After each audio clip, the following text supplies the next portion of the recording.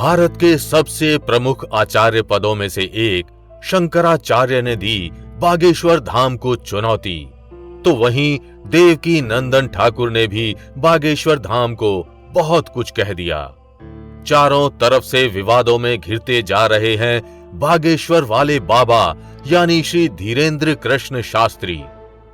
बागेश्वर धाम सरकार ने हाल ही में तब सुर्खियां बटोरी जब नागपुर स्थित एक अंधविश्वास विरोधी संगठन ने उनकी चमत्कारी शक्तियों को चुनौती दी।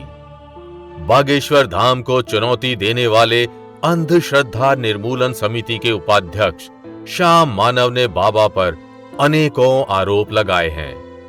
बागेश्वर बाबा अपनी उग्र बातों और विचारों के लिए जाने जाते हैं और वे अपने इन्हीं विचारों के जरिए अपने विरोधियों को जवाब देते आए हैं। जिस किसी ने भी बागेश्वर धाम पर या उनके दिव्य दरबार पर प्रश्न उठाया, बाबा ने सबको मुंह तोड़ जवाब दिया। लेकिन इस बार उनका सामना किसी साधारण व्यक्ति से नहीं बल्कि उन्हीं की तरह सनातन धर्म के गुरुओं से है। तो आखिर क्या कहा शंकराचार्य और देवकी नंदन ठाकुर ने बागेश्वर धाम के बारे में, और अब क्या करेंगे बागेश्वर धाम बाबा? जानने के लिए वीडियो को अंत तक देखिएगा, लेकिन वीडियो शुरू करने से पहले जय बागेश्वर धाम कमेंट करना बिल्कुल भी मत भूलिएगा। बालाजी महाराज की कृपा आपके घर परिवार पर सदैव बनी रहेगी। वृंदावन की 100% असली श्री भक्तमल तुलसी माला राधा नाम के साथ पाएं कृष्ण संदेश, संपूर्ण भगवत गीता, ग्रहों से लेकर स्वास्थ्य संबंधी समस्याओं के निवारण के लिए आज ही धारण करें। बागेश्वर धाम सरकार मंदिर और यहाँ के आचार्य धीरेन्द्र कृष्ण शास्त्री इन दिनों पूरे देश में चर्चा का विषय बने हुए हैं।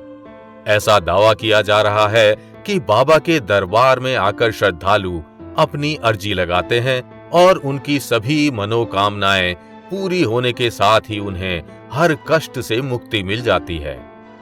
यहाँ आचार्य धीरेन्द्र कृष्ण शास्त्री भगवान बालाजी का दरबार लगाते हैं और अनजान लोगों को उनके नाम से बुलाते हैं। फिर पर्ची में लोगों की समस्या भी लिख देते हैं। बाबा का यही चमत्कार इन दिनों न्यूज चैनल्स पर छाया हुआ है और बाबा के इन कारनामों को कोई चमत्कार कह रहा है तो कोई पाखंड।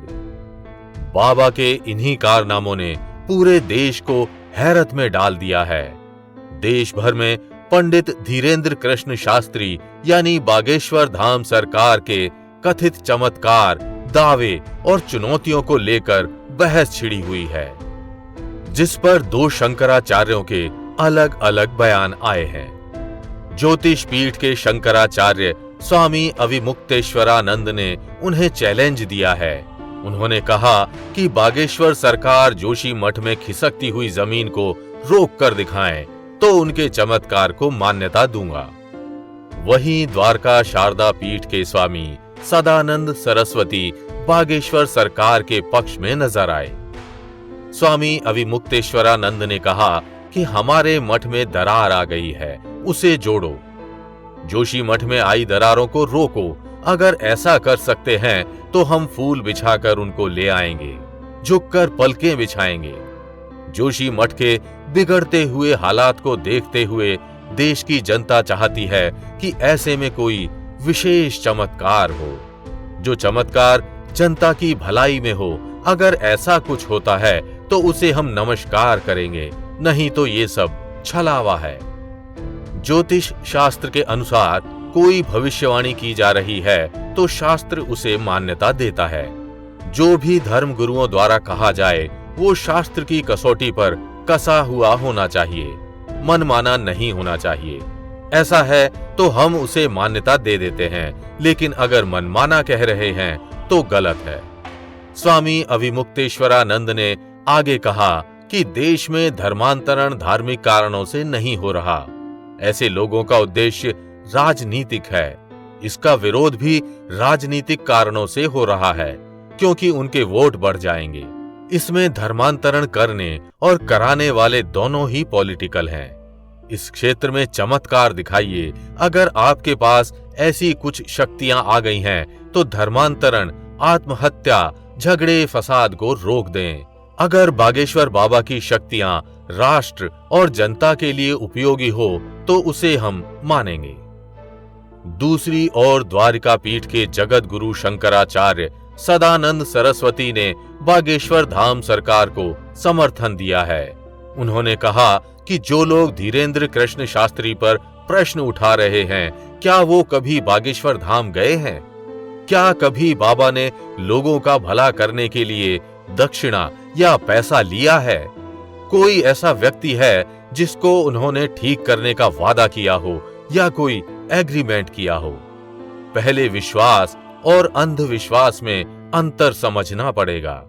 अगर बाबा किसी देवी देवता का आश्रय लेकर लोगों को ठीक कर रहे हैं तो इसमें गलत क्या है? ये तो हमारी परंपरा है।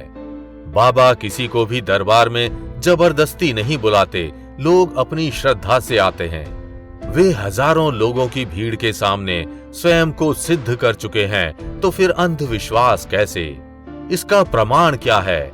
हजारों लोगों को बागेश्वर धाम से लाभ हो रहा है। वहां जाने वाले लोग संतुष्ट होकर आ रहे हैं।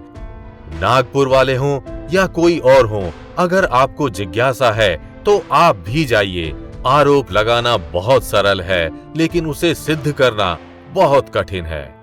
बागेश्वर बाबा का समर्थन करते हुए उन्होंने आगे कहा कि बागेश्वर सरकार पर प्रश्न उठाने वाले हिंदू सनातन धर्म विरोधी हैं। हिंदू ही हिंदू धर्म की निंदा करते हैं। जो लोग ऐसा कर रहे हैं वो नास्तिक हिंदू हैं। जहां एक तरफ देश के दो प्रमुख शंकराचार्य बागेश्वर धाम मामले में बटे हुए हैं, तो वहीं दूसरी ओर मथुरा वृंदावन के प्रसिद्ध कथावाचक देवकी नंदन ठाकुर ने बागेश्वर धाम का समर्थन करते हुए कहा कि बागेश्वर बाबा पर लगाए सारे आरोप गलत हैं। ठाकुर जी के अनुसार जो लोग बागेश्वर धाम सरकार का विरोध कर रहे हैं वो सनातन धर्म विरोधी हैं। बागेश्वर धाम के धीरेन्द्र कृष्ण शास्त्री को लेकर हो रहे विवाद के बीच उनके गुरु पीठाधीश्वर राम भद्राचार्य जी महाराज ने भी अपनी बात रखी। राम भद्राचार्य जी ने कहा कि मेरे शिष्य पंडित धीरेन्द्र शास्त्री के द्वारा कही गई बातें मर्यादा और धर्म के अनुकूल हैं। उसकी बातों को तोड़ मरोड़ कर पेश किया जा रहा है। उन्होंने कहा कि धीरेन्द्र के खिलाफ अनर्गल बोलने वालों के विरुद्ध मैं मानहानि का केस करूंगा। धीरेन्द्र को बदनाम करने की साजिश शुरू हो गई है, लेकिन वो इससे नहीं डरता।